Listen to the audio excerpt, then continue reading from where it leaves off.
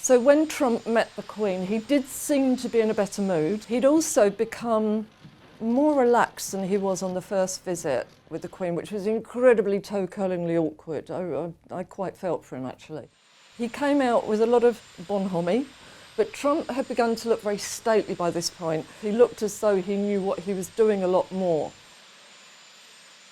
And I loved the way that this time he stood very upright. The Queen looked delighted to see him, I have to say. She wore a very good, warm, friendly smile. Last time his whole torso was leaning forward with a degree of awkwardness. This time he looked way more comfortable, much more dignified.